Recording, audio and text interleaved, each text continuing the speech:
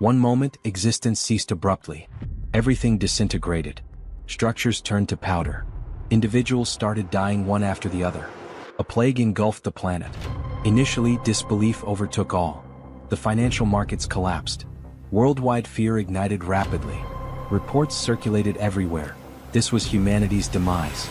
Conflicts ignited. Countries betrayed each other. Economies fell apart. Hunger devastated the masses. In the midst of deprivation, turmoil escalated. Even a single packet of ramen cost millions of won. Crowds flooded the avenues. They begged. They rioted. It was an apocalypse of incomprehensible proportions. Yet humanity wasn't responsible. Abruptly, mythical beasts invaded Earth. And that marked the end of humanity. Like a fable, as soon as these beasts emerged, people began acquiring extraordinary talents. They transformed into superhumans. Digital alerts started materializing, providing resources to confront these entities. At first glance, it mirrored a recognizable scenario. But here was the deviation. Despite newfound skills, the creatures were pure nightmare fuel. The so-labeled superhuman abilities were nearly ineffectual. The beasts annihilated humans as if they were insignificant. In under 72 hours, the planet was nearly eradicated. 3 days after the beginning of the apocalypse, the scene shifts to the introduction of a building amidst destruction, surrounded by rubble but intact. The building stands out, a solitary structure amid the wasteland, bearing witness to the chaos that has unfolded. Inside this building there is a man, the protagonist, who is eating some snacks. He reflects while eating that the world has not completely ended, and that is the reason he is still living normally. The taste of the snacks is a small comfort, a semblance of the mundane in a world turned upside down. However, he also reflects that, despite being alive, he is alone in his apartment, without the company of any other survivor, locked in an environment of 100 square meters. The silence of the apartment is deafening, reminding him constantly of his isolation. His mother, father, grandfather, and grandmother are all outside, somewhere in the vast expanse of the destroyed world. He also thinks about the high cost of acquiring the building he is in, stating that it cost 200 million wons, arising from the bank account, and another family belongings totaling 200 million wons. The memories of the sacrifices made to secure this refuge weigh heavily on his mind. The reason he is in this apartment now and alone is explained as being the need for someone to live in the apartment for 2 years to benefit from the purchase taxes. This seemingly trivial bureaucratic requirement now feels like a cruel twist of fate. This is the reason he is living there and ended up being suddenly locked inside due to the apocalypse. While lamenting, he also realizes, to his greater sadness, that his internet connection is very weak. The weak connection is a frustrating barrier, cutting him off from what little interaction he could have had with the outside world. He takes a deep breath, trying to relax, but a strange noise catches his attention. The sudden sound is jarring, pulling him out of his thoughts and back into the harsh reality of his situation. When he looks, he sees a creature flying towards the building and making noises. The sight of the creature fills him with a mix of fear and curiosity.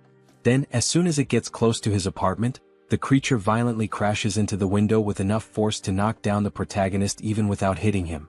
The impact shakes the building and he feels the vibrations through the floor. The creature soon attempts another strike against the structure, and the protagonist protects himself. He braces for impact, his heart pounding in his chest.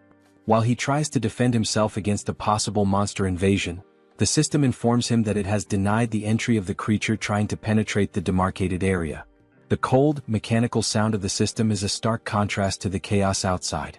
Thus, the ultimate shut-in system is presented, showing the declaration of the house, stating that no one can enter without the permission of the owner and set perimeter rules. The protagonist, then relieved, remembers that this condition is not new to him. As he gets up, he recalls that this is the reason he is alive and safe. The ability protects him from any creature invasion.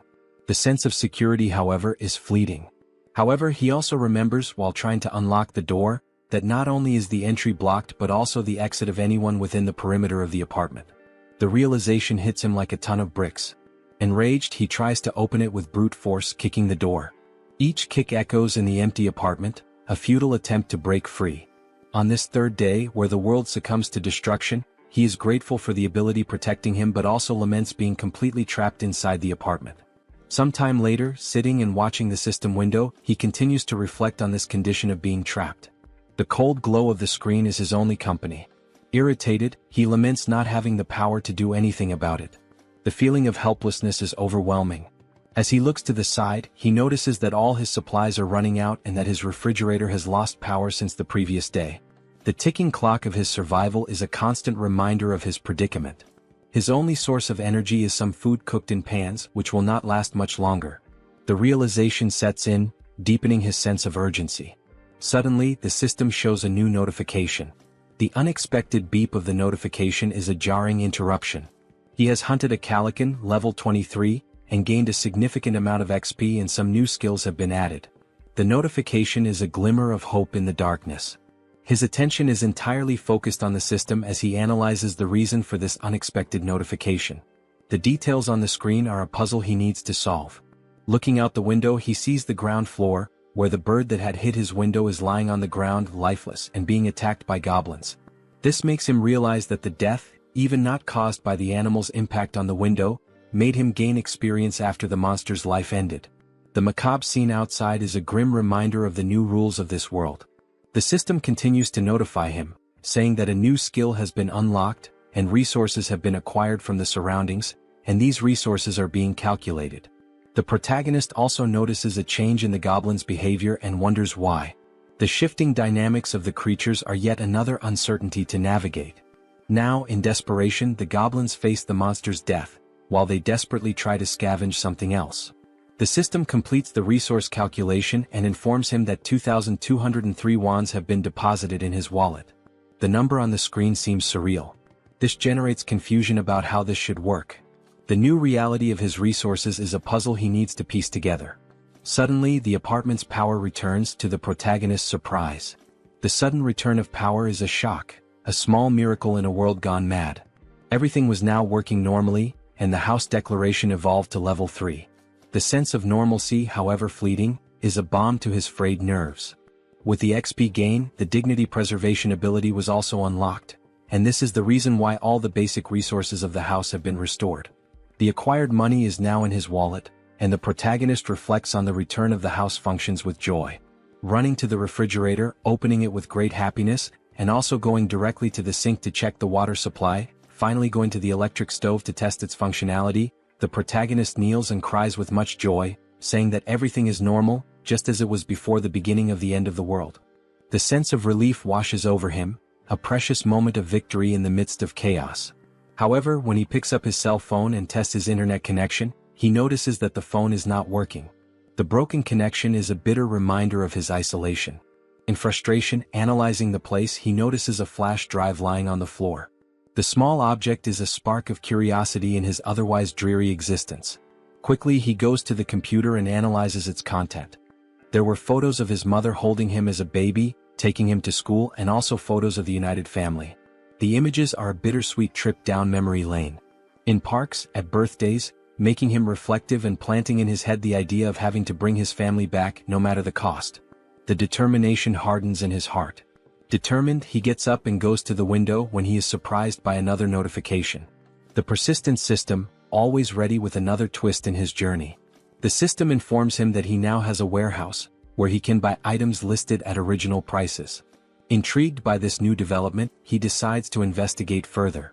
Going to check what this store is about, he sees the acquired values being made available and concludes that the confined wallet is directly linked to the values available for use in this store. This realization brings a glimmer of hope. Perhaps this store could offer a way out, or at least provide better tools for survival. Thinking about some change in his condition, he goes to the window and laments that he is still confined within the apartment. The view outside, a constant reminder of his isolation, deepens his frustration. Nothing has changed regarding the permission to leave the perimeter, even though his skills and levels have increased. The invisible barrier remains as imposing as ever, a prison wall he cannot breach. However, one thing is certain, increasing levels can unlock skills that may help him get out of this condition. This thought fuels his determination. For that, he needs to hunt monsters. But then the question arises, how will he hunt these monsters? The memory of his past struggles makes him doubt. It will be very difficult for something like before to happen again, where simply a monster hitting the window, falling, and dying would allow him to gain experience and the rewards related to the monster's death. Looking once more at the bottom of the building through the window, he notices that there is a possibility of annihilating some goblins. This discovery ignites a spark of hope. The young man then takes a bottle to test if it will pass through the barrier that prevents him from leaving the apartment. With a mix of anticipation and anxiety, he prepares to throw. As he throws it, he realizes that he succeeded in launching the bottle. The barrier does not impede objects. Thus, he concludes that anything he throws will be useful for his hunt. In this case, he picks up a dumbbell and will try to use it as a weapon. Its weight and solidity give him confidence. Looking through the window searching for potential targets, he notices a bunch of goblins still collecting parts of the previously slain monster. Seeing that some are leaving with parts of the monster, he shouts for them not to go away. His voice is urgent, a command born of desperation. Seeing the urgency, he then throws the first dumbbell through the window. Throwing it and hoping it hits a monster, he watches as the dumbbell falls and accurately hits one of the goblins, killing it. The other goblins around, surprised, cannot comprehend what just happened. The goblins' perception of one of their companions being killed causes the young man to feel frightened, fearing possible retaliation. His heart races, the adrenaline pumping. Realizing that only one dumbbell remains, he reflects on other possible artifacts that can be used in his hunt. He needs to be creative. Artifacts that are strong enough to perform a kill when thrown, even considering throwing the TV or computer. His mind races with possibilities. The goblin screams on the ground floor of the building catch the protagonist's attention, who becomes scared as they howl more and more with the intention of making some kind of counterattack. With the goblins advancing against the building, the protagonist realizes that this may be a good opportunity, as they are now closer, and he will be able to hit his targets more easily. The proximity could be an advantage.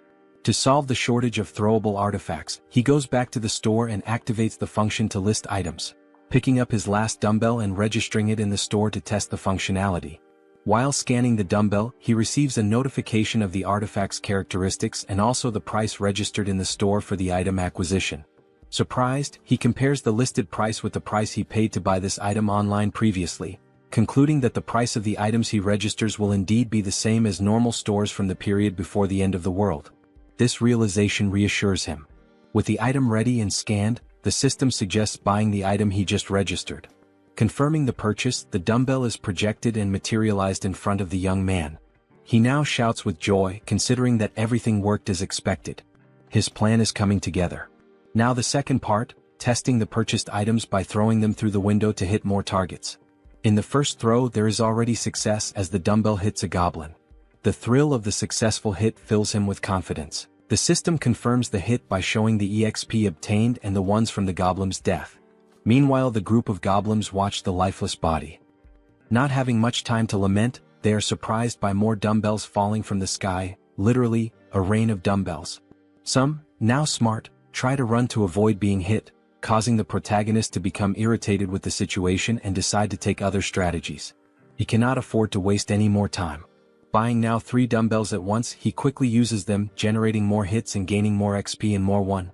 Now happy, the protagonist is surprised by another notification from the system. The messages keep coming. Now the store would also function as a warehouse, where he can store items for later use. While opening his warehouse, he activates the function to store one of his acquired dumbbells. The ability to store items opens new tactical options. Realizing the perfect functioning of the tool, he rejoices and then thinks of a new strategy to make kills in a more optimized way. His mind races with new ideas. He can now summon items from his warehouse and place them anywhere he wants. Soon, a brilliant idea comes to mind. He will summon the dumbbells outside to fall directly on the goblins. The precision and efficiency of this method are compelling. Opening the warehouse with a large quantity of dumbbells, he watches as all the dumbbells fall towards the goblins, performing an absurd sequence of hits and a flood of system messages with all the kills and ones acquired. The system notifications are a testament to his success. Shortly after finishing his hunt, the protagonist had already acquired and allocated various items in his warehouse. Several of them are food and drinks so that he can stay healthy for as long as needed. Ensuring his survival is paramount. Additionally, he managed to acquire more one by selling the items he used to hit the goblins. The influx of resources is a welcome relief. Suddenly, he realizes that there was a reduction of 1 unit of one. Thus, he begins to reflect on the preservation of dignity ability, questioning if it is responsible for the reduction of someone. He then starts to scan his apartment, meticulously observing the electricity, gas and water expenses. He realizes, with a growing sense of frustration, that the only active thing at the moment is his refrigerator. The thought nags at him, why just the refrigerator? Could it be this is what's consuming the precious resources he so desperately needs? In frustration, he recalls his hunt against the goblins, a memory that brings a fresh wave of irritation. He reflects on how, later, several goblins fled, abandoning their former home, and since then he had managed to hit only 2. His efforts had yielded such meager results, leaving him to wonder if all this exertion was worth it. His mind races as he then wonders if there are other creatures he can hunt out there. Remembering the previous flying monster, a formidable foe that had tested his mettle, he recalls that no similar creature appeared near the apartment since then. This reflection leads him to ponder seeking other methods for his hunt, different strategies that could yield better results. He also wishes to be lucky enough for another flying monster, whose name is Calican, to fly nearby. A beast that had once promised a bounty of rewards if only he could master the tactics to bring it down. Then, almost like a miracle, he notices a Calican flying around the area. His heart races with a mixture of fear and excitement. This could be the opportunity he has been waiting for. Seeing the monster's presence, he then begins to act quickly, thanking God for not abandoning him in this dire time of need. With a metal structure and a mirror attached to it, he uses this makeshift tool he created to attract the Calican's attention. He focuses, aiming carefully, hitting the monster's vision with a precise beam of light. His strategy works, drawing the monster's attention, which advances toward him fiercely. The beast's sudden violent approach, hitting the barrier and knocking him down with a gust of wind, reminds him all too clearly of the previous attack. Happy with the success of his plan to attract the monster's attention, he contemplates the gain of another level with the Calican's kill. The monster, undeterred, then launches an attack with its powerful wings, hitting the protagonist with another gust of wind. With some effort, he manages to remain standing, his resolve unwavering. At the end of the attack, the protagonist looks to where the monster was and realizes with a sinking feeling that it is no longer there. Quickly, the monster reveals its position, as if playing a cruel game of hide and seek. It was attacking the building's structure, seeking an opportunity to strike the protagonist once more. While the system alerts that an unauthorized entity is trying to enter the zone, the protagonist observes, his mind racing. He wonders if the creature will be strong enough to break the ability's barrier. Opening his storage, he knows the urgency of taking some action. Each second feels like an eternity as he methodically scans his list, reflecting on the calculation of the spoils. He understands that if the spoils are not close enough, they will not be counted. This critical understanding dawns on him, as he recalls how several of the spoils that would come from goblins were not counted. The surviving goblins had removed the bodies of the slain ones to an area beyond where the system could make an accurate count. Leaving the young man extremely frustrated with the thought that this cannot happen again, he makes a determined decision. Reflecting on the possibility of killing the monster with just one strike, he scrutinizes his list of available items in storage. His attention turns to the canola oil, an unconventional choice but one that sparks a cunning plan. He immediately acquires 10 bottles, thinking through each step meticulously. After the system delivers the bottles, he quickly grabs them and heads to the kitchen, his pace quickening with purpose. He picks up a pan and fills it with the liquid from the bottles, setting it to heat. His goal is to heat this oil sufficiently. While that happens, he ties a cloth to a stick, improvising a tool that will serve as part of his plan. Bathing the stick with the cloth in the boiling oil, he then stores the pan with enough heated liquid in the storage. He knows that timing and preparation are crucial. After pouring all the oil into the storage, the system confirms the listing of the item, and the protagonist goes in search of a lighter, which he uses on his stick to ignite it. His weapon is ready. Now at the window, observing the Calican, the protagonist waits for a good opportunity to invoke the canola oil on the bird. He watches, his pulse quickening as the bird starts flapping its wings against the hot oil. Once it begins to descend, the protagonist sets the monster on fire. The flames engulf the creature almost immediately, a sight that fills the protagonist with a sense of grim satisfaction. The protagonist is pleased with the success of his plan while observing the Calican in its final moments. As the flames do their work and the Calican is indeed dead, the system returns the results to the protagonist.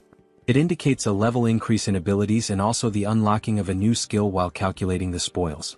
With the calculation complete, an additional 9,347,487 won is directed to the confined person's wallet.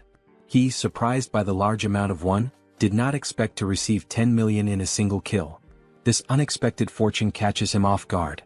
Now turning his attention to the gain of the new skill called territory expansion, the protagonist suffers changes in his body, making him wonder what is happening. Now, with black eyes and everything around him being seen differently, almost like an X-ray, he tries to adapt to the change. He notices that his eyes scan the entire building structure, revealing the hidden intricacies and finally leading him to 4 survivors in a room in the building. Clearly a surprise to him, as he did not imagine that there would be surviving neighbors so close. This revelation opens new possibilities and uncertainties, his mind racing with potential outcomes. Attempting to understand the situation, the young man, still with his eyes blackened, is overwhelmed by feelings of despair, confusion, and doubt. Suddenly, his eyes perceive the presence of people inside the building in a strange manner, leading him to a single question. What is happening? How is it possible that there are other survivors inside this building? And how does this ability work? As the effects of the ability fade, and while recovering from the changes it caused, the system emits several notifications. These inform that these individuals meet the requirements to become citizens and present a proposal for their acceptance within his jurisdiction. The individuals introduced are Choi Hyung-jun, referred to as Chubby, a 30-year-old husband, Park Hae-won, his wife, also 30, and their daughters Choi Na-yeon and Choi Seo-yeon, aged 3 and 6. Turning to the system, confused, the protagonist questions what would happen if they were not accepted as citizens. He quickly discovers the answer to the doubt. Those who are not accepted as citizens will be expelled from the residential zone. This would inevitably result in their certain death, as they would have no chance against the monstrous threats outside. With this realization, the young man makes the most obvious decision for someone with a good heart. He accepts these individuals as citizens of his zone. The system then confirms the addition of each inhabitant one by one, and the protagonist speculates about the possibility of unlocking new abilities related to managing these people. Consulting the system, more details are gathered, not only regarding these speculations but also about the ability that allowed the detection of the presence of these other beings. The ability is called Ultimate Eyes, and at level 1, it ensures that nothing within his home escapes detection. Learning about this ability, he explores skills related to citizens and finds an option within the system for citizen management. There, a list of all their names is displayed, alongside their current levels and trust scores. Below the list, a population counter shows 4 out of 600. The number is surprising. 600 people is a lot. Diving into the details about Chubby, information is found about awakened skills. Currently none, XP distribution at 0%, and money distribution also at 0%, with options to assign a mission to Chubby or remove him from the citizen list. Data such as XP and money distribution rates raise questions about the possibility of sharing gains with the host of the house, sparking curiosity about how much control there might be over these rates. Could this also be a way to grow stronger? Returning to the system, under the option to assign a mission to Chubby, the system presents a form requesting details such as description, time limit, mission rewards, and penalties for failure. This detail is surprising, especially the need to specify all these elements. In this case, the mission is described as Goblin Hunt, giving Chubby 168 hours to complete it. The reward is a small amount of XP with no penalties for failure. When confirming the mission, considerations are made to alter the form's details, balancing penalties for failure with the mission's complexity and its rewards, even contemplating imposing elimination as a failure penalty. However, back at the confirmation screen, the assignment is cancelled, deemed too dangerous and unfair to arbitrarily decide the lives of citizens. Reflective, the protagonist wonders what should be done with this ability. Then, an idea arises: use Ultimate Eyes again to check what is happening in the room where the citizens are. Observing everything, the family, sitting around a table, seemingly desolate, begins a dialogue with the wife questioning what they can do now. The reasoning behind her question soon becomes clear. Chubby intends to leave the safe zone to search for basic supplies such as water. Though he wishes to stay with his family and daughters, he knows the necessity of obtaining essentials for their survival. The wife shouts that he cannot do this, emphasizing the extreme danger involved. Chubby understands but, given their circumstances, fears they have no other choice. He wonders aloud if there might be any place with at least water. He answers that even if there isn't, it is necessary to try the nearby convenience stores, mentioning one particularly large store that will surely have something usable. Before much reflection, one of the daughters exclaims, "I'm thirsty." The mother, realizing this is not a good time to voice concerns, tries to hush the child, knowing such a statement would act as a trigger for Chubby's decision. Confident, Chubby takes his wife's hand, asking if she trusts him and assuring her he will definitely return safely with something for their family. Saddened, the wife finds no further arguments to stop him. Back in his room, the protagonist ends the ability and reflects on the family's situation. The decision is then made to open the store and check the list of items.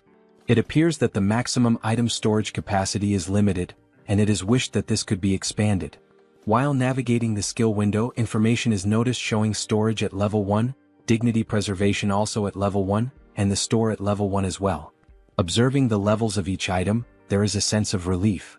If there are levels, there must be a way to increase them and, consequently, enhance the capacities of these abilities. With points available for immediate upgrades, the store's level is raised to 2, increasing its capacity by 20 items. Additionally, the system applies a 10% discount to the total price of all used items. The protagonist, with enthusiasm, evaluates the given data and wonders what to do with the 2 remaining points. He considers investing in the shop or in the preservation of dignity, recognizing that these skills might help him encounter more citizens in the future. His shop, now at level 3 with a maximum capacity of 40, also has a new function: item recovery. This function enables him to restore old items and turn them into new ones. This was undoubtedly an excellent choice. Without further ado, he visits his shop again to acquire water and some fruits. With the remaining points, he decides to allocate them to other skills, particularly the preservation of dignity. Still at level 1, the choice to upgrade is based on the ability to request various things in return if he provides energy and water. With the preservation of dignity skill at level 2, he can now register vassals, leaving the protagonist puzzled about what vassals might be. The scene shifts to the living room where the family is gathered, and Chubby is seen preparing for his journey. Looking back, his wife and daughters appear distressed, wishing he would reconsider before it's too late. However, Chubby responds with a display of affection and protection, promising that he will return and asking the children to protect the house while he is away. The children ask if he really plans to go, and he responds as if it's a simple task, saying he is merely going to fetch some food and water. He also requests that they obey their mother in the meantime. The eldest daughter, however, knows it won't be that simple. She cries and screams about the monsters outside. Her memories take over, revealing details of day 1 of the apocalypse. The children had been playing in a sandbox in a park when monstrous creatures suddenly appeared, catching their attention. Terrified, the children stood up and started running in panic. While running, their father grabbed the youngest in one arm, desperate to survive, while their mother carried the other child so they could all reach safety faster, pursued by goblins. Now determined, the father swallowed his apprehensions, resolute in his decision. The mother tried to comfort the children to stop them from crying, making the father's decision even harder. He reflected on the possibility that this might be the last time he would see his daughters, trying to remain strong in front of his family.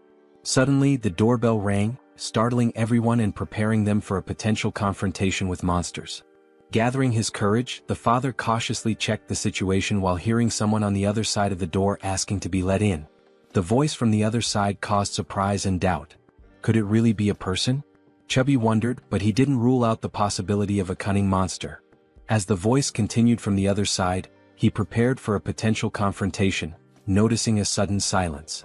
Pondering whether the monster had left, he was startled when the door suddenly opened. Quickly, he turned to his family, holding them in hopes of protecting them from a possible threat. Everyone screamed, and the father begged for mercy for his wife and daughters. Amid the cries, a calm voice asked for permission, completely breaking the tension and prompting everyone to finally look at the one who had knocked. It was the protagonist holding a bag of items, creating a pleasantly surprising moment for everyone.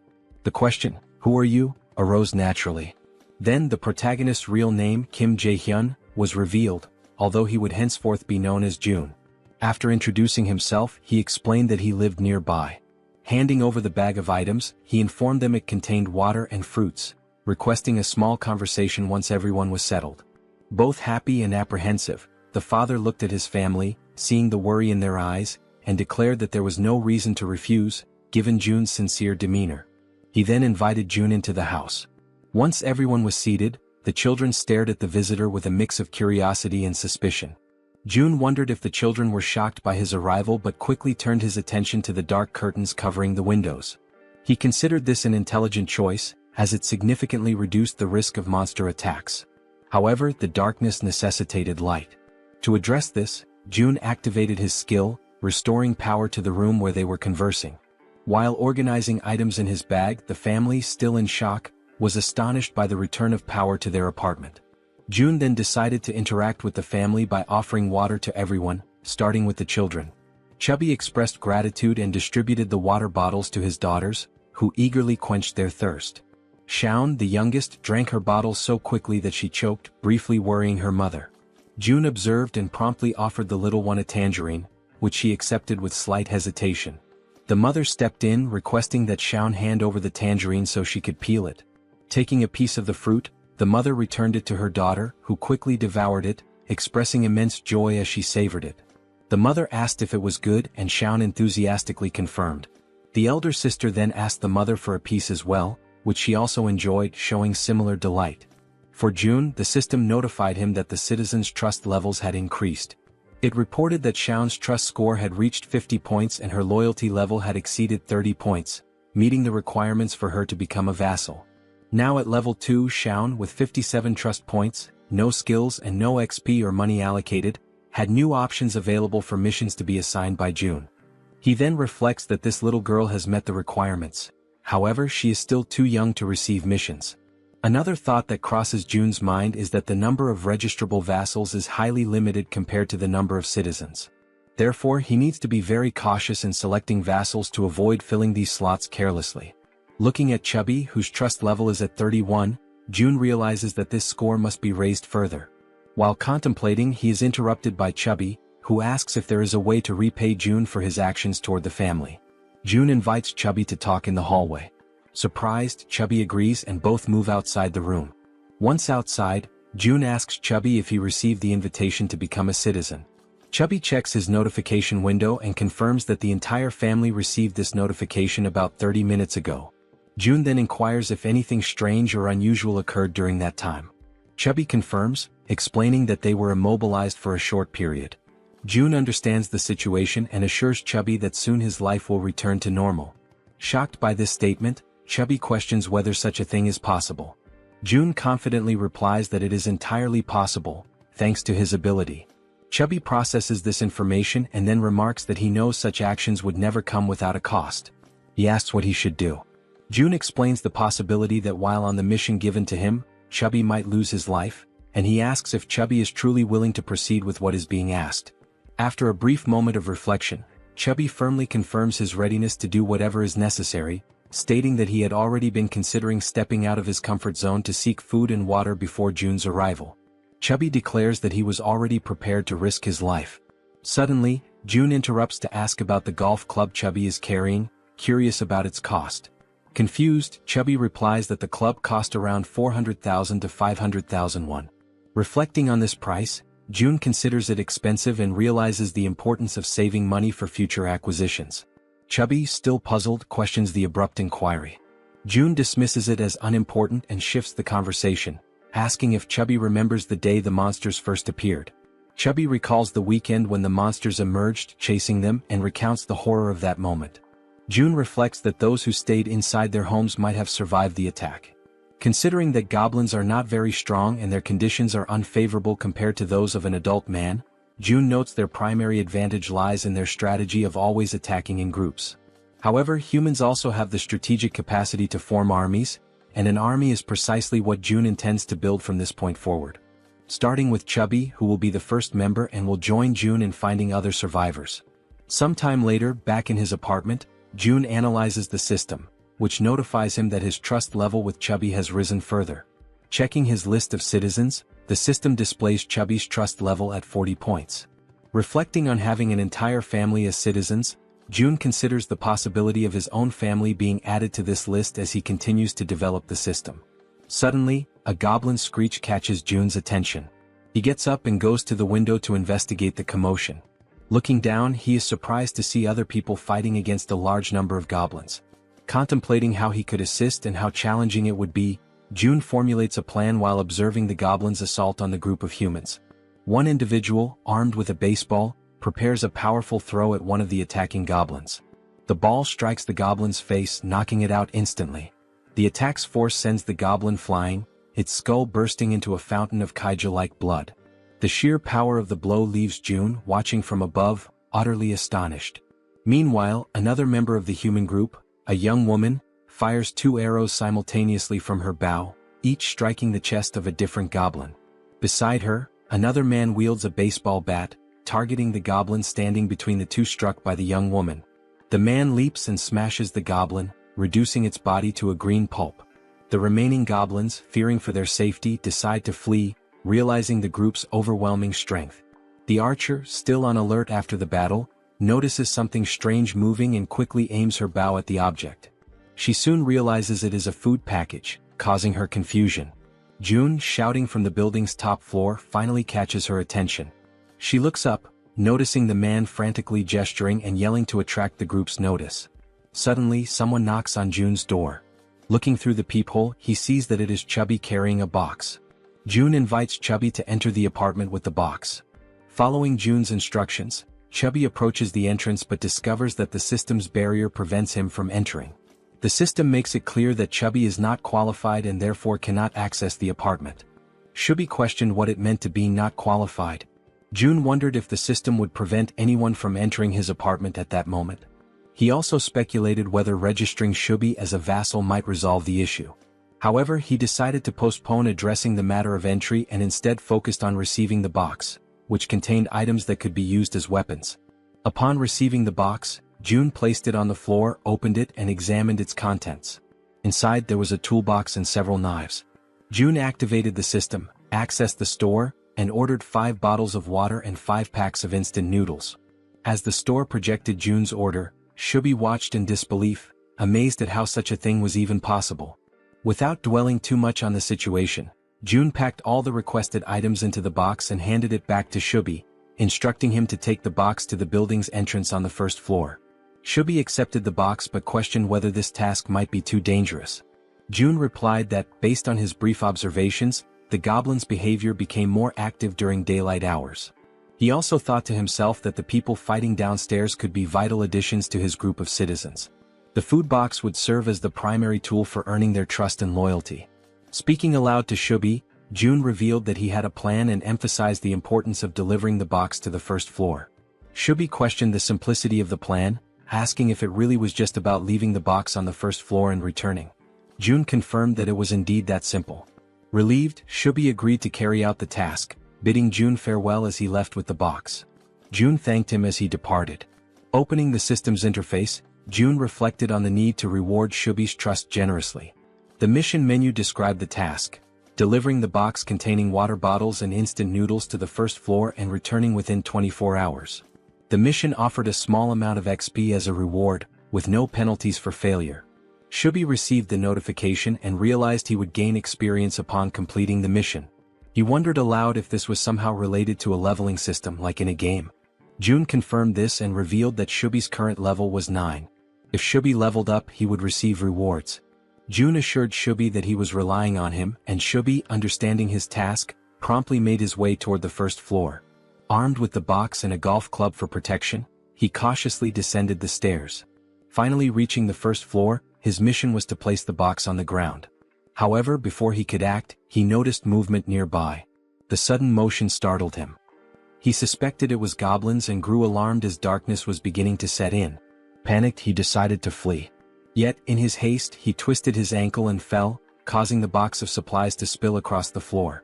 Items scattered everywhere, and Chubby, now lying on the ground, desperately tried to regain his composure. As the creatures drew closer, Chubby instinctively shielded himself with his arms and shut his eyes tightly. Suddenly, a voice called out to him. Opening his eyes, he saw a group of humans approaching, asking if he was okay. While in June's apartment, the system issued an alert about an unauthorized attempt to enter. June began to wonder what it could be, speculating that it might involve an invasion by the group. Activating his ultimate eyes ability, he scanned the building and noticed Chubby with a group of people, leading them as they conversed among themselves. The group questioned how it was possible for someone in the building to throw a package of noodles. This raised their hopes, thinking the building might have an abundance of food while they were on the brink of exhaustion. Deactivating his observational ability, June recognized everyone in the group. The system then notified him that they met the requirements to become citizens and proposed adding them. However, June realized the risks of accepting outsiders as members of his group. He also considered the possibility that these people might reject his offer to join, which made him anxious and stressed. While contemplating the best course of action, June was interrupted by Chubby's voice calling out from nearby, trying to communicate with him. Responding to Chubby, June received a system notification indicating that this citizen had an ongoing mission. The system suggested editing the current mission, which June confirmed. The updated mission now included delivering meals to the newcomers. After confirming the changes, June and Chubby exchanged updates on the situation. June instructed Chubby to immediately gift the newcomers some food, as June had a plan in mind. Chubby agreed and followed the plan. When the group reached the barrier of June's safe zone, they had to wait while Chubby explained the situation. Reporting back to June, Chubby detailed the group's status, which June received positively. He then accessed the system and initiated invitations for the group to become citizens. The system sent invitations to Ha Donggan, Kang Deoksu, Kim Gaeong, Yu Hyerin, Kim Jian, and Moon Byung-go. Once permission was granted, all new group members entered the safe zone. The system announced that the citizen count had increased to 10, granting a 10% bonus to XP and monetary rewards. June felt a surge of gratitude toward the newcomers, knowing their presence would be crucial for future monster hunts. The system updated the trust scores and levels for the new members. Dong with 19 trust and level 23, Kang with 28 trust and level 13, Young with 17 trust and level 17, Yu with 30 trust and level 10, Kim with 15 trust and level 15, and Moon with 11 trust and level 10. June noticed Dong's higher level and speculated that he might be stronger than Calican, a foe June had recently defeated. Examining Dong's stats further, the system highlighted a skill called Baseball Throw, ranked at D. This ability consumes stamina to triple the power of thrown objects like baseballs. June concluded that Dong was a metahuman capable of turning baseballs into lethal weapons.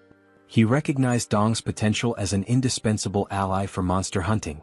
To strengthen their bond, June planned to gradually build Dong's trust. June instructed the system to set the group's XP sharing to 70%, which the system confirmed. He then began assigning hunting missions to help the newcomers gain XP and resources.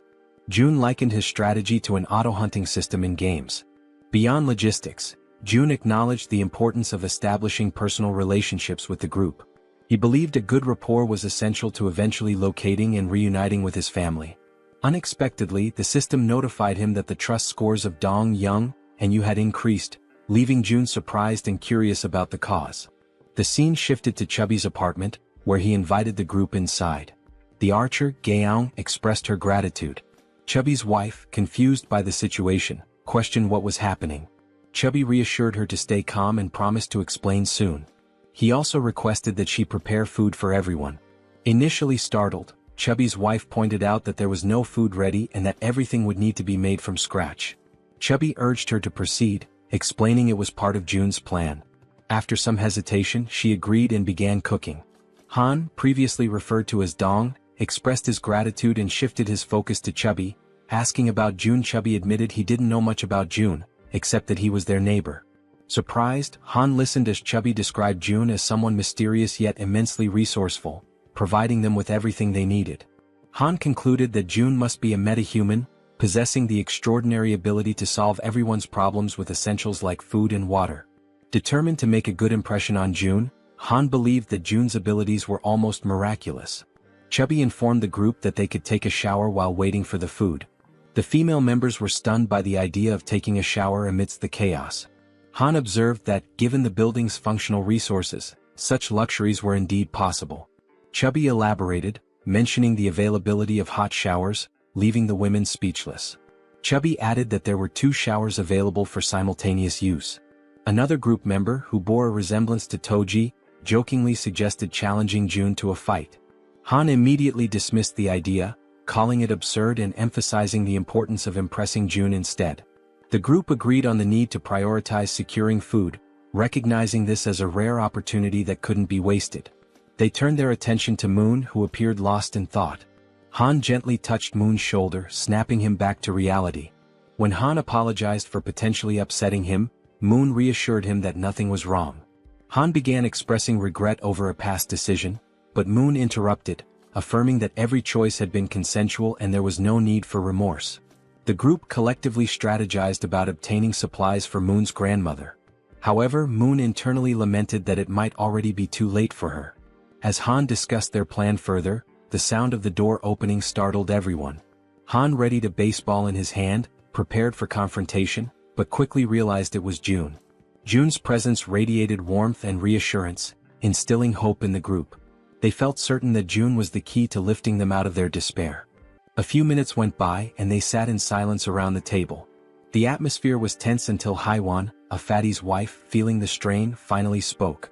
She apologized for how cramped the room was. Han, striving to be courteous, replied that it was fine. Since they had arrived unannounced, it didn't bother them. Just then, Fatty entered the room and announced that the food was ready. One by one, Fatty placed bowls of rice before them. They could hardly believe they were about to enjoy a real meal and began to wonder when they had last eaten something proper.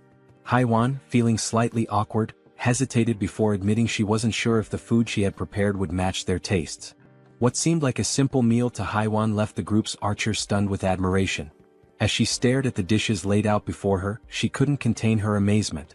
She told Haiwan that the food was incredible, confessing it had been a long time since she had eaten something so delicious. Haiwan, shyly brushing off the compliments, explained that it was all thanks to the ingredients Seo Jun had provided. She admitted that, without Seo Jun's help, she would have only been able to serve rice and tangerines. Meanwhile, Seo Jun noticed that Haiwan's trust level had reached 50. He smiled quietly to himself, reminded of his mother, who always beamed with joy when guests praised her cooking. But as the thought lingered, he realized with some surprise that Haiwan's trust had surpassed Jun's. Later on, they all started eating, expressing their gratitude to Haiwan for the meal. Haiwan and Fatty watched as their guests eagerly enjoyed the food, eating as though they hadn't had a proper meal in ages. The archer couldn't stop complimenting the egg roll, while another girl remarked to Haiwan that the style of the egg seemed Japanese. Haiwan smiled warmly, agreeing and politely encouraging her to enjoy the meal. At that moment, Haiwan's youngest daughter called out to her, capturing her attention. The little girl wanted to eat the egg rolls too, but Haiwan gently explained that she would make more for her after the guests left. This made her daughter a bit sad. Noticing this, the archer asked Haiwan's daughter if she'd like to share the egg rolls with her. The child's face lit up immediately, her excitement brightening the room. She quickly ran over and climbed onto the archer's lap, her happiness obvious. The archer smiled warmly, delighted by the little girl's enthusiasm. The child eagerly announced she was ready, and the archer picked up a piece of egg roll, softly asking Seoyin to open her mouth. As the archer fed her, Seoyin beamed with joy, her smile lighting up the moment. Seo Jun then suggested that Fatty and Haiwan join them, assuring them there was enough food for everyone. The two exchanged a hesitant glance, unsure at first, but eventually smiled and agreed, happy to join the gathering. As they all shared the meal together, the room filled with laughter and cheerful conversation. Seo Jun took a quiet moment to reflect on the warmth of the scene. The lively noise reminded him of how long it had been since he had experienced something like this. His thoughts drifted to memories of his mother and the care she had always shown. A soft smile spread across his face as he silently hoped his family was safe and well. Time passed and soon the food was gone, leaving behind only empty dishes. Haiwan's youngest daughter, now tired, mentioned she wanted to rest. Haiwan gently lifted her and asked her eldest daughter to follow her to their room for bedtime before leaving the table. Moments later, Seo Jun decided it was the right time to get back to business. He turned to the guests and suggested they continue their earlier conversation, questioning why they couldn't reach the grandmother's house despite its close proximity. Han, his expression serious, explained that it was due to the goblins. Seo Jun raised an eyebrow, doubting whether it was truly goblins, recalling his own struggles when he had first encountered them. Han nodded, affirming it was true. He elaborated that the goblins had discovered an underground parking lot and had turned it into their base, hiding there. Seo Jun's curiosity deepened, and he asked if they had any idea how many goblins were down there. Han, with a somber look, answered that there were several thousand goblins in the underground area. Seo Jun paused, thinking carefully. He realized that his abilities only worked effectively from ground level to level 30, meaning they wouldn't be as useful in the underground parking lot beneath the building. Suddenly, it all made sense to him. This was how the goblins had infiltrated the area. Han continued, explaining that the underground parking lot was connected directly to the entrance of the apartment building they needed to reach. The goblins had turned it into their stronghold and rarely ventured outside. Seo Jun, remembering the nearby side roads, asked Han about them, recalling there were alternative paths they could have taken. Han nodded, admitting that their initial plan was to use the side roads to escape, but they had encountered something far worse than the goblins. Intrigued, Seo-jun pressed Han to explain what could possibly be more dangerous than an army of goblins. Han recounted seeing a massive shadow, describing it as resembling a bear. He explained that they had managed to escape the apartment building because the bear had been fighting the goblins, providing a brief window for their escape. Seo-jun, considering how to deal with such a large creature, asked Han for more details. Han confessed that he wasn't entirely sure it was a bear, as the darkness had obscured his view. Seo-jun stated decisively that eventually, they would have to face both the goblins and the shadowy figure. Han agreed but looked down, acknowledging that their group had limitations and wasn't equipped to handle both threats simultaneously. Seo-jun, curious about these limitations, asked for clarification. The archer spoke up, explaining that both she and Han relied on items like arrows and baseballs for combat, but they were running low and couldn't replenish their supplies easily. Despite the challenges, Han remained composed and suggested he could find a solution. He asked to inspect their current weapons, the arrow and baseball. Without hesitation, the archer handed over her equipment. The system then prompted Seo-jun, asking if he wanted to list the new items. Seo-jun agreed and the system began scanning them. Moments later, it displayed the cost to replicate the items. When asked if he was certain, Seo-jun confirmed. Seo-jun glanced around the table and asked if everyone could use the archer's weapon. The group nodded silently, understanding there was only one available. Seo-jun took their silence as agreement. Turning back to the system, he requested 5 sets of the archer's weapon and arrows. The newly created items appeared on the table, and Seo-jun addressed the group, encouraging anyone unfamiliar with weapons to take this opportunity to learn. "These will be your primary weapons from now on," he stated firmly. As the items materialized, the system notified Seo-jun that several members of Han's group had increased their trust in him. Meanwhile, Moon's gaze was fixed on the weapons. He couldn't help but marvel at Seo-jun's resourcefulness, realizing that with Seo-jun on their side, they might actually save his grandmother. The system confirmed that Moon's trust in Seo-jun had grown significantly. Han broke the silence, commenting that with Seo-jun's support, their hunting speed would improve dramatically. Another girl chimed in, noting that Seo-jun's assistance would make their tasks safer, as they wouldn't have to risk themselves to collect arrows anymore. Seo-jun then gathered everyone's attention and announced that before they could move forward, they needed to reduce the number of goblins in the area. Han agreed and asked when they would begin hunting. Seo-jun replied decisively, "Tomorrow?" Han seemed hesitant, questioning the urgency, but Seo-jun explained that the sooner they acted, the better their chances of success. Han eventually nodded, though he still appeared uncertain. Seo-jun turned to Moon and assured him, "Tomorrow we're going to rescue your grandmother." Moon's face lit up with hope and excitement at the thought of seeing his grandmother again. Han, still wary, voiced his concerns about how they would manage with so many obstacles in their way. Seo-jun smiled confidently and revealed his plan. "We'll use a bait strategy to lure the goblins out." After Seo-jun spoke, everyone at the table turned their attention to him, waiting for more details about his plan. Han and the archer girl remained pensive, wondering if the idea could truly work. The boy with glasses voiced his concern, saying the plan would only succeed if everything went exactly as planned. As they deliberated, the system notified Seo-jun, revealing that the mission previously assigned to Fatty had been completed. Along with the notification came a reward of 30,000 won. Reading the message, Seo-jun was surprised. He hadn't realized that payment was given for every completed mission. To be certain, he read the notification again and it was confirmed. Seo-jun quickly realized that, with money, he could assign missions to his citizens, allowing them to level up. In other words, the more money he had, the more power he could accumulate. Closing his eyes, he thought about how, while this seemed like a strong long-term strategy, he hoped not to rely on it too heavily for now. The system also informed Seo-jun that Jun's trust had increased to a total of 50 points, unlocking a new status, loyalty, which surpassed 30 points. Meeting the minimum requirements, Fatty transitioned from being a simple resident to becoming a vassal. The system displayed Jun's updated stats and attributes. He was now at level 9 with a trust level of 51 points and loyalty at 62. However, he had no awakened skills and 0% shared XP or money. After carefully analyzing the information, Seo-jun decided to register Fatty as his first vassal. As a result, a blue aura began to emanate from Jun, who started feeling sudden changes in his body and broke into a sweat. The system notified that the first vassal registration was successful, unlocking a new skill for Seo Jun called Summon Vassal. This skill allowed Seo Jun to summon the vassal within his house, although it came with a cooldown of 2 hours after use. The system updated Jun's stats again, revealing that he had reached level 20 and gained the title of First Servant. Additionally, he awakened his first skill, Gorilla Strength, a Tier C passive ability that granted him superhuman strength. The system further explained that, thanks to the First Servant title, all XP and gold earned by Fatty through hunting would be shared. Lastly, the system revealed that Seo Jun could use the Ultimate Eyes skill to summon the vassal within a 5-meter radius of his house.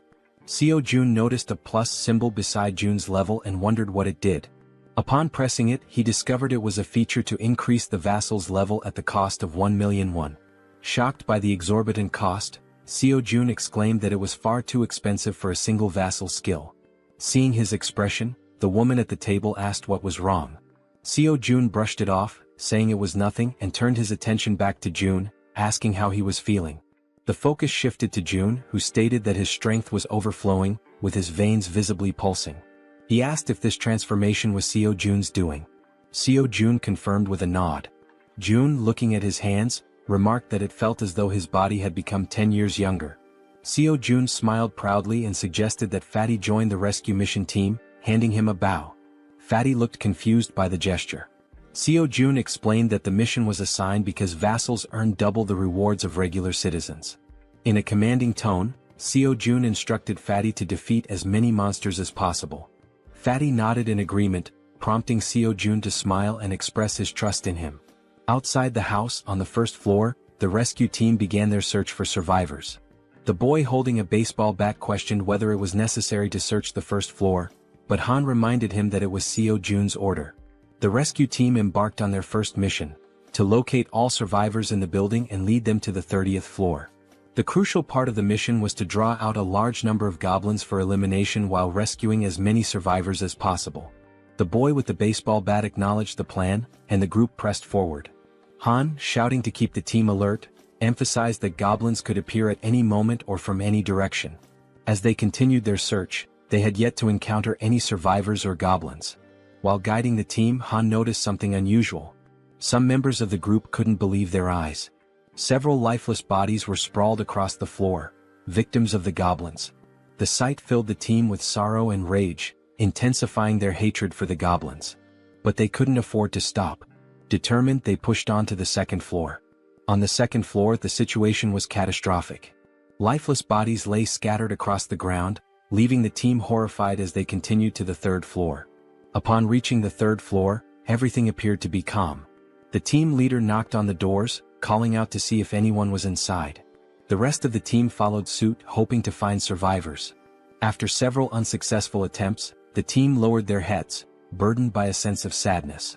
However, the boy with the baseball bat refused to give up, encouraging the team to press on to the next floor. On the fourth floor, they resumed knocking on doors, announcing themselves as the rescue team. Suddenly, a door creaked open, revealing a man with a tired expression. He asked if they were truly part of the rescue team, mentioning that he was extremely thirsty and begging for water. Han quickly pulled out a bottle and handed it to him. The man, still skeptical, asked again if they were really from the rescue team. Han reassured him, confirming their purpose and explaining that, as a resident of the building, he was helping to lead all survivors to a safe location. The man seemed surprised to hear this. He closed the door momentarily but reopened it shortly after, revealing 2 others inside the apartment. Introducing himself as Hong Young-soo, he stated that he would rely on the team. Han introduced himself as well, expressing his hope for good cooperation between them. Han then introduced the girls on the team and instructed them to escort Hong Young-soo and his group to the 30th floor before returning to continue the mission. Hong Young-soo hesitated, questioning the safety of the 30th floor and expressing his reluctance to leave. His son, however, admitted he had been hoping for a rescue and suggested there might even be a helicopter waiting for them. The girl clarified there wasn't a helicopter but assured them there was hot food and the chance to take a bath. Hearing this, Hong Jung-soo's daughter became excited, marveling at the idea of taking a bath even in the midst of the apocalypse. The girl chuckled and confirmed it would be a warm bath. The daughter eagerly turned to her father, urging him to stop hesitating and go with them. Reluctantly, the man gave in to his children's wishes. Shortly afterward, The system notified Seo Jun that the total number of citizens had increased to 40. Along with this, their XP in gold had increased to 90%. Sometime later, it is shown that the mission was a success, and they managed to rescue several people. The elderly and children were taken to Fatty's house, where everyone seemed happy. The younger members stayed in the hallways. Han confidently confirmed that there were now a total of 40 people, with no one missing from the search. Seo Jun thanked everyone for their excellent work. Seo Jun then activated his skill, Absolute Eye, causing his eyes to turn black as he carefully observed every movement his citizens were making. He saw them carrying chairs, working with cables on the stairs, hauling ropes, and even climbing the stairs with a very heavy object. After ending the skill, his eyes returned to normal, and smiling he told Han it was time to begin phase 2 of the goblin hunting operation. Now in the hallway, Han, alongside the other members, called for focus and explained the plan and how it would work. Everyone listened patiently as Han detailed how they would lure out all the goblins hiding in the basement.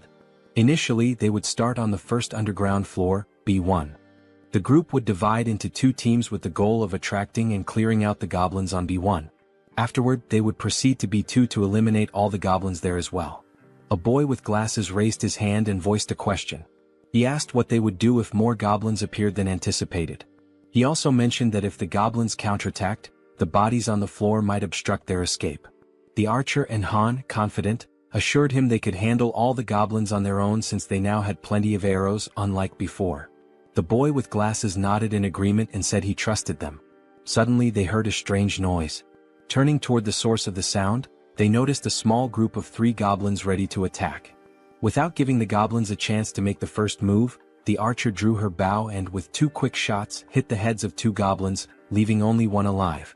Without hesitation, the man with the bat charged forward and with a single blow, smashed the remaining goblin's head.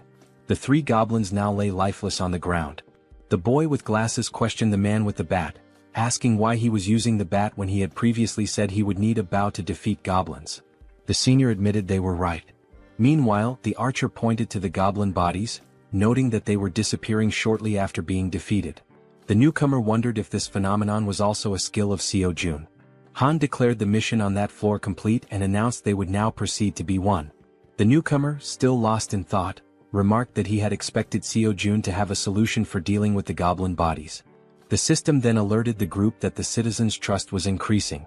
The scene shifted to Seo Jun, sitting calmly and opening a bottle while a series of system windows appeared in front of him. He found the moment quite enjoyable. He remarked that it wasn't intentional but reassured himself that he was still keeping an eye on everyone. The system sent another notification showing that Moon's trust had reached 50, unlocking loyalty. The loyalty stat had surpassed 30, meeting the conditions for registration. Seo Jun was surprised by how quickly he had achieved these stats. However, he noted that the faster this happened, the better it would be in the long run. Sitting on the floor and staring thoughtfully at the system window, Seo Jun reviewed Moon's stats: 55 in trust and an impressive 88 in loyalty, along with other attributes. Seo Jun was surprised by the 88 loyalty but remained calm, considering it a positive outcome. With an ironic smile, he pressed a button on the system window, declaring that the time for retention registration was complete.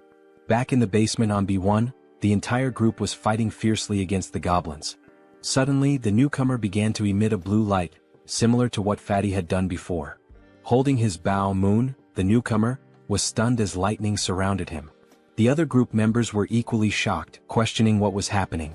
Even the goblins were confused, unable to see due to the intense glow radiating from Moon.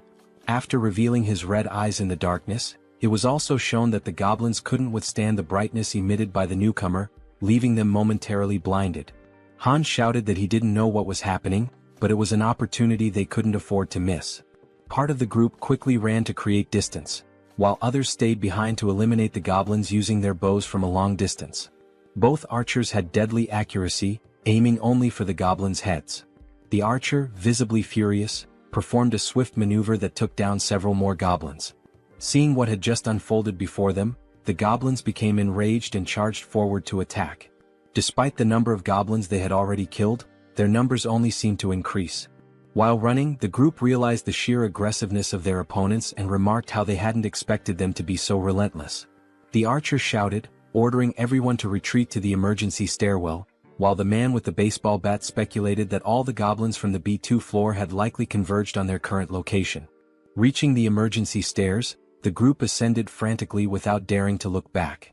To slow the goblins' advance, Han held the door shut. One of the goblins managed to wedge its hand through the gap and sarcastically asked if Han was holding the door by himself. Hearing this, the boy with glasses and the man with the bat joined Han to push the door shut. The goblins, however, were slowly forcing the door open. While the group struggled, they admitted it was getting increasingly difficult to hold it shut due to the overwhelming number of goblins. Suddenly, a voice from behind reassured them of help. It was Fatty, using the gorilla strength ability Seo Jun had granted him earlier. As he channeled the ability, Fatty single-handedly held the door and managed to block the goblins' advance. Han asked if he would be okay and Fatty urged them to hurry up the stairs. Despite his superhuman strength, Fatty was sweating and straining to hold the door with all his might. He focused and declared that it was his duty, one he had to fulfill. Finally, Han called out to him, letting him know everyone was safe and telling him to come up the stairs as well. Without hesitation, Fatty turned his back to the door and began running up the stairs. However, midway up, he tripped on a step and fell to the ground, just as the goblins were about to catch up to him. Lying on the ground and almost within the goblins' reach, Fatty shouted at his friends to leave him behind and continue the evacuation. While Han hesitated, trying to decide what to do, someone suddenly and without hesitation rushed down the stairs to help. It was the boy with the baseball bat who, with a single powerful swing, smashed the goblin threatening Fatty. He called out to June, urging him to hurry, and extended a hand to help. Still on the ground, Fatty tried to crawl closer to his rescuer, but one of the goblins managed to grab his leg. Before he could even react, Fatty vanished without a trace, leaving his savior stunned and speechless, unable to comprehend what had just happened. Looking ahead, however, the goblins continued advancing in an unrelenting horde. Suddenly, one of them leaped toward the boy with the bat, but he swung his weapon and struck it down mid-air. Meanwhile, the other group members provided support with their bows, urging Deok-su, the boy with the bat, to move faster. Running in desperation as the goblins closed in, Han and the archer shouted frantically, pleading with him to hurry. Clutching his bat and without looking back, Deok-su pushed forward, racing up the stairs. Meanwhile, outside, under a full moon, the scene unfolds. A monstrous bear-like creature with glowing red eyes effortlessly devours a goblin, whose agonized screams pierce the night. With every passing second, the creature exudes a sinister aura, finishing its gruesome meal of the small goblin. Its sharp fangs and blazing eyes make it clear that its hunger is far from sated. It growls, declaring it wants more. From behind the beast, eerie screams echo, a sound that should not exist in the stillness of the night. Turning around, the creature notices the noise is coming from a massive building behind it. Coincidentally, the top floor of the building is still illuminated. The creature's bloodlust intensifies as it snarls, proclaiming that it will devour everyone in that building. In a sudden twist, Fatty is seen falling from a swirling purple portal. Don't worry, our Fatty didn't die. Instead, he was teleported to safety using Seo Jun's ability. Seo Jun, who had been observing from afar, pulled Fatty out of danger just in time. Fatty lands on the ground in a clumsy hero's pose, feeling relief despite his confusion about what just happened. Seo Jun, standing nearby, remarks, "That was close." Fatty rubs his eyes to make sure he's not imagining things and sees Seo Jun offering his hand to help him up. Seo Jun explains that, just in case, he kept an eye on the situation using his absolute eye ability. He's glad to see that the vassal summoning ability worked perfectly. As Fatty tries to stand, he notices a sharp pain in his leg. It's then that he realizes the goblin had managed to cut him when it grabbed hold of him earlier. He hadn't even noticed how fast it happened, given the brief struggle. Seo Jun immediately asks if Fatty is okay, but Fatty brushes off his concern, insisting that the wound will heal faster than he thinks. Seo Jun, however, notices a shortage of medical supplies in his inventory and mentions that he should register some medicine to the system as well. He asks Fatty not to overexert himself and to wait for a moment. Though confused, Fatty agrees. Inside, Seo Jun searches for medical supplies and finds a first aid kit. Looking at it, he recalls how essential medicine is in situations like this. The sight brings back memories of his childhood with his mother, leaving him momentarily deep in thought. Opening the kit, he discovers it contains far more than he expected. Sitting on the floor, he examines the items and mutters that his inventory has only 40 slots left, but there's still so much to register. After a brief moment, he has an idea. He decides to register the entire kit instead of the individual medicines. The system initiates the registration process, scanning the kit. A system notification pops up, confirming that it's a standard first aid kit valued at 77,331. Without hesitation, Seo-jun accepts. Back in the corridor, Seo-jun brings the first aid kit to Fatty, who notices Seo-jun's genuine concern for someone he barely knows. Kneeling down, Seo-jun asks to examine the goblin-inflicted wound. Fatty rolls up his pant leg, revealing a cut near his calf. With a pair of tweezers and a cotton ball in hand, Seo-jun warns that he's going to disinfect the wound first. Carefully dabbing the cotton onto the cut, Seo-jun works meticulously, though Fatty winces in pain. Despite this, Fatty reassures Seo-jun that he can endure it. The system promptly notifies Seo-jun that Choi Hyung-jun's, Fatty's, trust level has increased, along with his loyalty. After partially cleaning the wound, Fatty thanks Seo-jun for his care. Seo-jun, while packing the first aid supplies back into the kit, expresses his concern for the others. He stands and instructs Fatty to rest, explaining that he has something important to attend to. Fatty nods and agrees to follow his boss's orders. Seo-jun closes his eyes, focuses, and activates his ultimate eyes ability. His eyes darken as he scans the building, allowing him to see everything happening within. Back at the emergency stairs, Deoksu, also known as Toji the baseball bat wielder, is desperately fleeing from the relentless goblins. The archer, with her impeccable aim, provides support, taking out goblins with perfect headshots that would make anyone envious. Han and the guy with glasses try to help Deoksu create distance from the goblins but shout in frustration that they can only handle one goblin at a time, urging Deoksu to run faster. Toji sprints as fast as he can, but the goblins remain undeterred, chasing him with tireless persistence. From behind an improvised barricade, the support team fires arrows that was dangerously close to Deoksu, but every shot lands perfectly on the pursuing goblins. Deoksu finally reaches the end of the staircase and, with a leap, crosses the barricade. However, in a moment of carelessness, two goblins manage to jump and lunge at his back, catching him off guard. Instinctively, the rookie Moon charges forward with a shout, determined to protect his comrade. With a single powerful blow from his bow at close range, he takes down the two goblins that had pounced. Moon stands with a serious expression, his eyes glowing blue and filled with determination. Without hesitation, he leaps back into the stairwell, plunging straight into the swarm of goblins. Han is left speechless. Delivering rapid, precise strikes, Moon significantly thins the goblin horde as Han and Toji watch in awe. The rest of the group, witnessing the scene, asks in disbelief if Byung-go Moon had always been this skilled in combat, remarking that his actions are utterly insane. From afar, Seo-jun observes everything and comments that the rookie is doing exceptionally well. The system screen appears, displaying Moon's status. For reference, his full name is Moon Byung-go, and he holds the title of second vassal. His confidence level is 55, and his loyalty is 88. He possesses a teleportation ability that consumes mental energy to move within his line of sight. The mental energy cost increases with the number of companions and the distance traveled. With a sly smile and darkened eyes, Seo-jun remarks that registering Moon as a vassal was a brilliant decision. Back at the stairwell, goblins are being decimated by Moon, each of his blows striking their heads with deadly accuracy. Han asks Jiana, the guy with glasses, if the extension cord is ready. Jiana, holding it firmly, replies that it is. Han then checks if the water tank is prepared. The archer and the baseball bat wielder confirm its readiness. Moon, realizing he has to retreat, sprints toward the barricade as Han yells at him to hurry up. With a swift jump, Moon lands safely behind the barricade. For a brief moment, the goblins believe the group has simply fled. But moments later, a massive water tank appears above the barricade. The tank is tipped over, drenching the goblins and flooding the emergency stairwell with water. The goblins, initially confused, think it's merely a stalling tactic. Han shouts that this is the perfect opportunity, and Jiana flips the switch. An electrical surge travels down the now soaked stairwell through the wires they had previously laid, electrocuting all the goblins that had been pursuing them. Seo-jun's system screen notifies him that he has hunted numerous goblins of varying levels, including some at levels 6 and 7. Another notification pops up, showing that Seo-jun has gained significant XP and earned a total of 334,464 won, which has been deposited into his account. Additionally, his skill level has increased, and a new ability has been unlocked. While using his ultimate eyes ability, Seo-jun suddenly feels a strange pressure.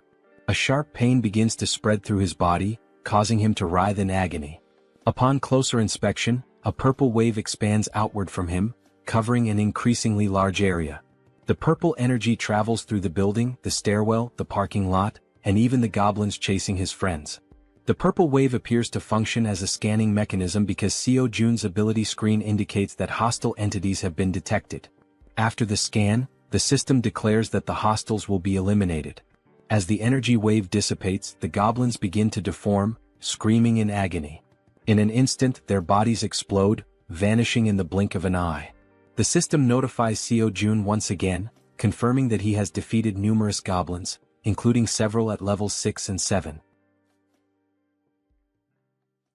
Not long ago, some goblins still hadn't given up chasing the group and continued climbing the emergency staircase. One of the goblins sensed something was amiss. A chill ran down its spine as it realized something was following them as well. Turning around slowly, it was greeted by an enormous shadow, its reaction one of pure shock.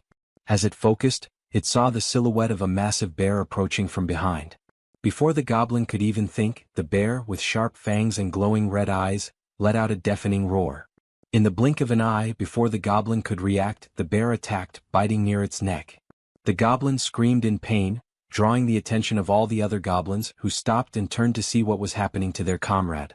By then, the bear had already eliminated the first goblin and had begun attacking the others with its enormous claws. The first goblin was struck down, followed by another and then 2 more. The bear was making effective use of both its claws and teeth. Despite the bear's massive size, the goblins noticed they outnumbered it and decided to fight back. They surrounded the bear and launched their attack. Some jumped onto its back while others distracted it from the front. Quickly, the bear used its claws to knock off the goblins clinging to its back, but this left it vulnerable to more attacks. The goblins lunged at the bear, biting it with their sharp teeth. One managed to grip near its eyes while another bit into its back. The enormous beast tried to resist, striking nearby goblins with heavy blows, but their sheer numbers overwhelmed it, allowing them to attack from all sides. Using their sharp claws, they aimed for the bear's eyes, and just as they were about to blind it, all the goblins' heads suddenly exploded in an instant, likely due to Seo Jun's domain expansion. Now terrified and confused, the bear realized it was safe. At the same time, a system notification appeared, indicating citizenship had been granted. Exhausted from the grueling battle, the bear seemed to shrink in size.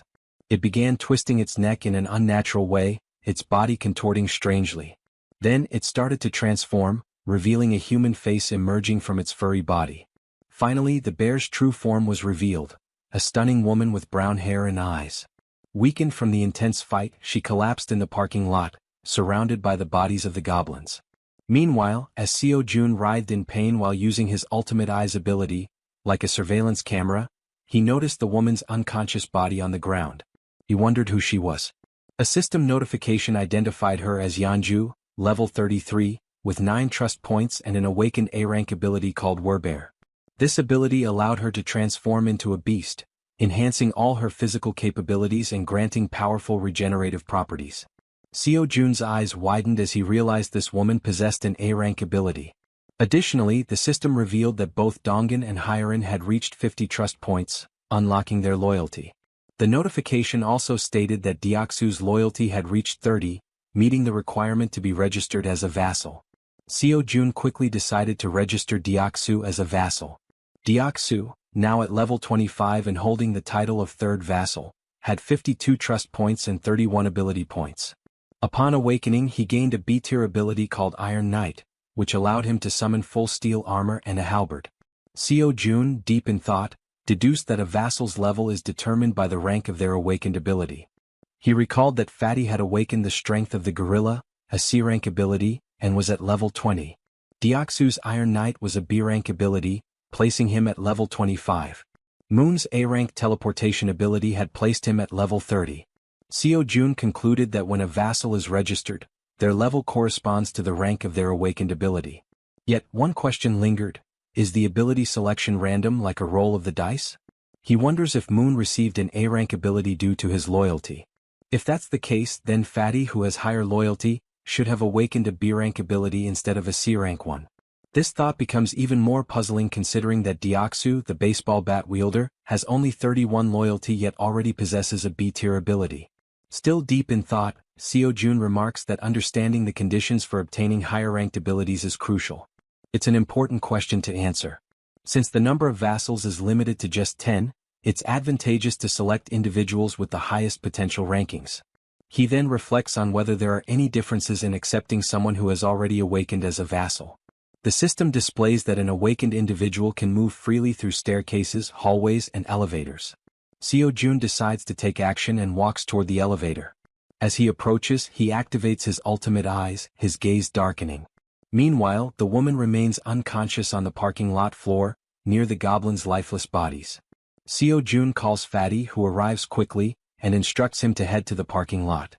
He asks Fatty to bring the woman from the second level of the parking structure back to their floor. While this unfolds, the team on the emergency staircase is dismantling and recovering the materials used for the electric trap. Deoksu, feeling relieved by the goblin's sudden defeat, asks his friends if they know why the goblins exploded so suddenly. The bespectacled man speculates that it was likely someone's doing. Han, sweating nervously, realizes that such a powerful skill could only belong to one person. The way the goblins were dealt with so effortlessly leaves no doubt in his mind. It must have been Seo-jun. He recalls that when he first met Fatty, Fatty mentioned that Seo-jun was a bit of an enigma. Han also remembers Fatty talking about hot baths, which amazed the girls, and how the ingredients for their meals had also been thanks to Seo-jun's ability. Reflecting on all this, Han grows more unsettled by Seo-jun's overwhelming power, convinced that the mysterious skill must be his. As Han coils the wires around his arm, he glances at Moon and recalls how he used to be an introvert, someone who changed drastically after meeting Seo-jun. Realizing the terrifying scope of Seo-jun's abilities, Han thinks to himself that being saved by Seo-jun means being chosen by him. Back in the parking lot, as the elevator reaches the ground floor, Fatty dashes toward the unconscious woman. He quickly picks her up and heads to the 30th floor as instructed. All of this is observed by Seo-jun through the surveillance-like view of his ultimate eyes, while Han silently contemplates how being saved in this world seems to hinge on being favored by Seo-jun. A flashback is revealed, showing a small toy car. A child was playing with it in a park while being watched. The boy was filled with joy, calling out to his mother to watch what he could do. The woman from the parking lot, Yeonju, was his mother. She smiled at him genuinely, encouraging him. As the child stood up and waved to his mother, something appeared behind him. The genuine smile on the mother's face turned into an expression of horror. She froze, overcome with terror. A group of 3 vile goblins surrounded the poor boy, who was innocently waving at his mother. She tried to act, summoning all her strength, but she wasn't fast enough. The goblins attacked the boy, leaving her helpless to stop them. All she could do was weep as the sight of her son's final moments was burned into her memory. All that remained was the toy car the boy had been playing with. Trapped in a nightmare, Yeonju suddenly woke up, startled by the painful memories. She looked to her side and saw Seo-jun, who called her by name. He watched her lying down and she sat up on the bed, her head throbbing. Seo-jun extended his hand and introduced himself, saying it was a pleasure to meet her. Ignoring his introduction, she asked him if he was the one who did it. Surprised, Seo-jun hesitated, unsure what she was referring to. Quickly she clarified, saying he knew exactly what she meant, the thing that made the goblins' heads explode. Seo-jun froze in a moment of hesitation, and his hand began to tremble. Gripping his hand to steady himself, he admitted that, yes, he was the one who had done it. Yeonju started thinking, realizing how immensely powerful he must be. Someone with such a neutral expression could wipe out an entire horde of goblins in an instant. Fearful but hopeful, she thought that if he could do something so incredible, then maybe. She began trembling, her thoughts racing. Finally, she begged him, pleading for him to save her child. Through her tears, she cried out, asking him for just one day to bring her son back. As she finished her plea, Seo-jun looked at her, seeing her face soaked with tears, an expression of unbearable pain. It was the face of someone who had their child ripped away. Still crying, she said she missed her beloved son terribly. Seo-jun clenched his teeth, anger boiling within him as he realized she had lost her son to those wretched goblins. Yeonju sobbed so hard, trembling and unable to speak coherently through her hiccups. Seo-jun stood there, frozen, wondering if there was truly nothing he could do. He decided to try issuing a mission through the system. Hunt down 1,000 goblins with no time limit and no penalty for failure. The reward would be the resurrection of her child. Lost in thought, he wondered if such a thing was even possible. The idea filled him with apprehension. But then the system notified him that the mission couldn't be issued. Frustration surged through him as he realized resurrection was beyond his current capabilities, even with his powers. The system explained further, stating that a resurrection required a tremendous amount of power and resources. Then another notification appeared. There weren't enough funds to cover the resurrection mission's reward. It suggested trying again after increasing his funds. Seo Jun was stunned, his jaw dropping in disbelief as he read the message. Resurrecting someone might actually be possible if he had enough money. Overwhelmed with excitement, Seo Jun shouted at the system, demanding confirmation. Could he truly bring someone back to life if he had the funds? Returning to the room, he saw Yeonju still crying. He realized he had no idea how much it might cost to resurrect someone, nor could he even begin to guess. But knowing the possibility existed, he decided to act. He called out to Yeonju, who quickly looked up, wiping her tear-filled eyes. With a serious expression, Seo Jun told her that he thought he might be able to help her. He explained that there might be a way to bring her son back. Upon hearing this, Yeonju feels a sense of relief. Though not a certainty, the idea that there might still be hope offers her comfort. Still crying, she grips the bedsheet tightly and asks if what he said is truly real or just a cruel joke. Seo Jun reassures her that he would never joke about something so serious. However, he explains that while it is possible, it cannot happen just yet, and she nods in understanding. He adds that he doesn't know exactly how long it will take, but there is definitely a way. Yeonju turns to him, saying she'll do whatever it takes and asks what she should do to make it possible. Seo Jun considers the situation. With Han's group, which now includes Moon, Toji and Fatty with their awakened abilities, they already have a strong team. Adding Yeonju, a level 33 fighter, would make them capable of handling most monsters. He thinks the best course of action is to transform all 7 of his minions. Changing his expression to a smile, he asks Yeonju to get up, saying he'll introduce her to some people. Shortly after, Han introduces himself, and Yeonju politely returns the greeting. She then asks if he's the one who was throwing baseballs to hunt goblins, which startles Han that she knows about that. Yeonju also turns to the archer, saying she recognizes her too since she was shooting arrows at the goblins, leaving the archer equally surprised. Nervous, the archer asks how Yeonju knows her. Yeonju, growling and mimicking claws with her hands and sharp teeth, asks if they really don't recognize her, saying they've met before. Toji, the archer, and Han look confused about her growling while cute bears appear in the background. Deciding to clarify, Yeonju begins transforming. Gradually, fur starts appearing on her body as she focuses.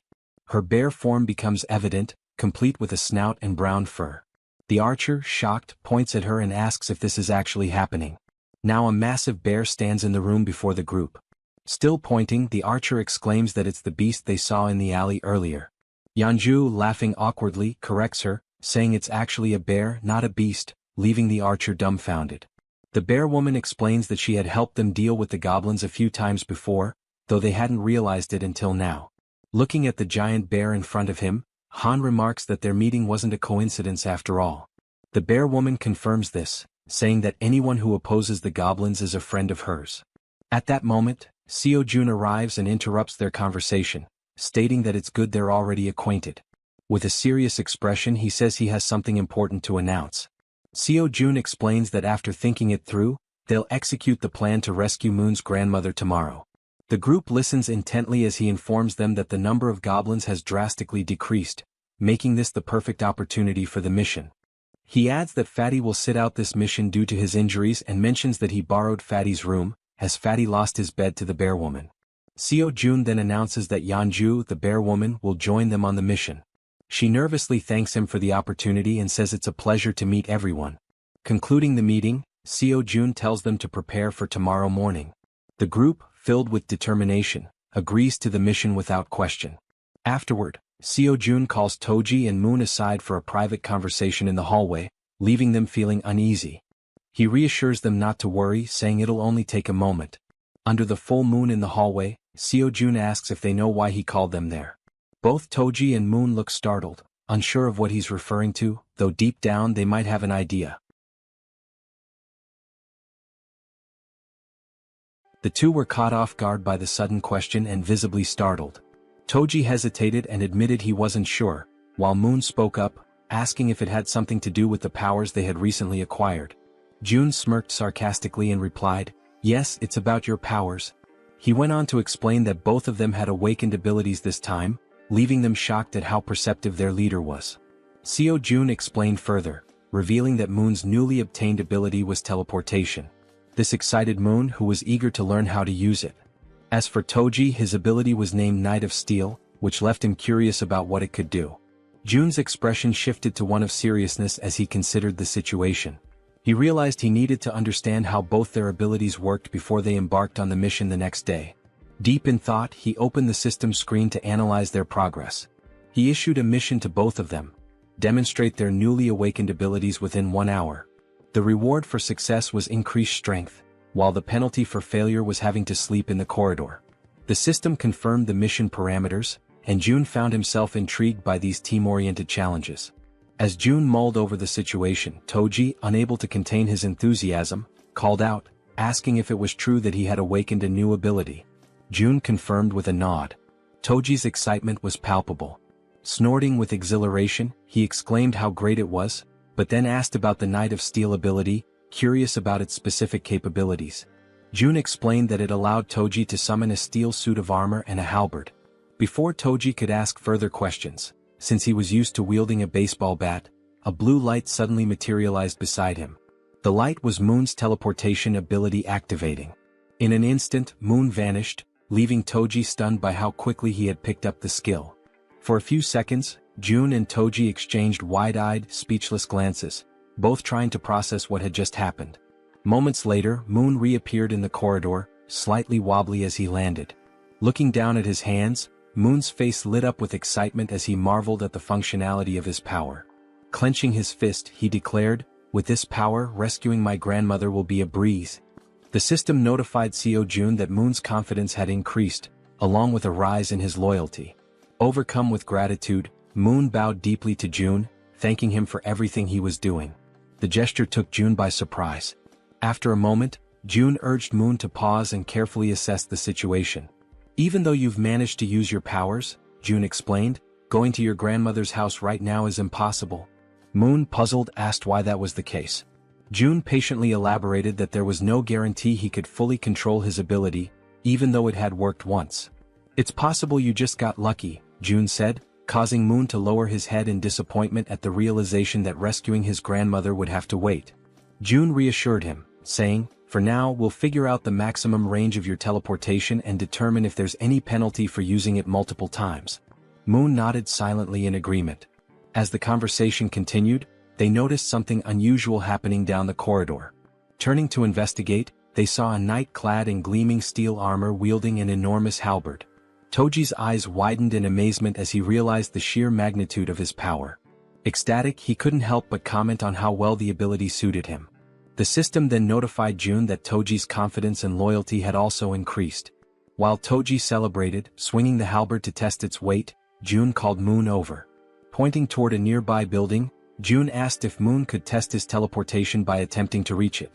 Moon studied the building carefully, gauging the distance and calculating the effort it would take to make such a leap on only his second try. Finally, he turned to his leader and said, "I'm not sure I can make it, but I'll try." The system presented a new mission: teleport to the rooftop of Building 113 within 3 minutes. The reward was an improvement to Moon's teleportation ability, while the penalty for failure was having to sleep outside. While focusing intensely, Moon positioned his hands in a stance resembling a Kamehameha to channel his energy for teleportation. In the background, Toji cheered him on enthusiastically, offering words of encouragement and telling him he could do it.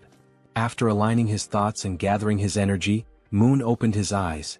In that instant he vanished once again, enveloped by a burst of blue light. The force of his ability was so intense that Toji instinctively shielded himself from the shockwave. Moon reappeared on the rooftop of the other building, landing in a dramatic superhero pose. However, his face contorted in pain, and his eyes turned completely white.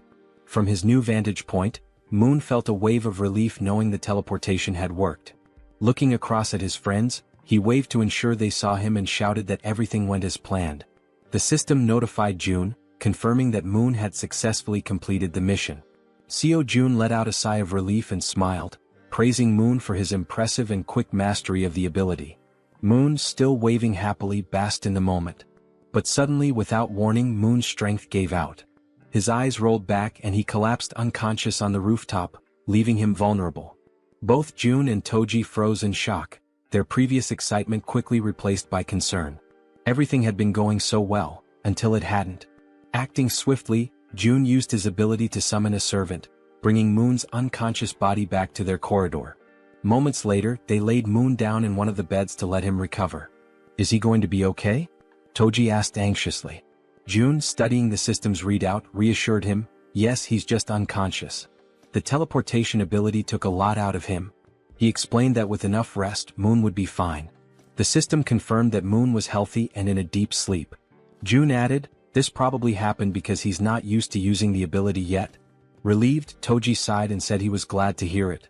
June then shifted the focus. "Now it's your turn," he said, surprising Toji with the sudden declaration. "Wait, my turn?" Toji asked, caught off guard. The system displayed Toji's mission: perform 100 push-ups and 100 squats while wearing the steel armor. The time limit was 10 minutes and the reward was increased strength. The penalty for failure? Sleeping outside. Without hesitation, Toji began the exercises, starting with the push-ups.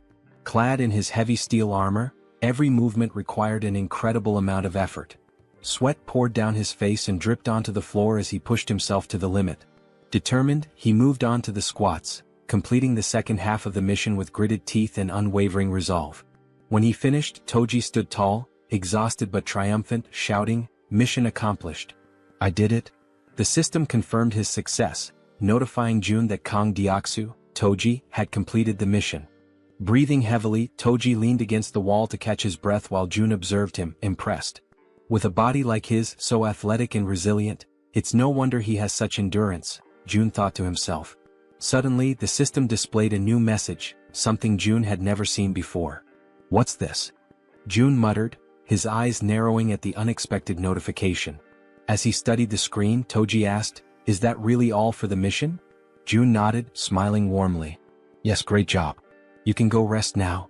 The system finished calculating and displayed a notification. Toji's strength had slightly increased. Turning to June, Toji expressed his gratitude. "Thanks for taking the time to help us. I really appreciate it." June, surprised by the sudden notification and watching Toji feel the changes in his body, noticed a new sense of energy radiating from him. Looking at his own hands, Toji clenched them into fists, feeling the power coursing through his veins. "This reward changes everything," he said with a confident smile. The next day, somewhere in a dark alley in Busan, Han screamed in desperation, urging everyone to run. The group scattered, fleeing for their lives as a ferocious horde of goblins pursued them. Toji, however, stopped running and turned around, his fury evident. Assessing the situation, he decided to act. The goblins, focused on their chase, were suddenly blinded by a brilliant light shining in front of them. As they adjusted their vision, they saw a towering figure clad in a steel suit of armor wielding a massive halberd. Without hesitation, Toji charged forward and struck the nearest goblin, impaling it with his halberd in one swift, powerful motion. Then Toji unleashed a flurry of diagonal strikes in rapid succession, cutting down goblins one after another. But the goblins, fueled by rage, refused to give up and surged forward with a determined attack. Expecting a direct assault, Toji braced himself, but the goblins cunningly outmaneuvered him, slipping past to target the more vulnerable backline. In an instant, arrows struck the goblins' heads in swift succession, ending their rampage permanently.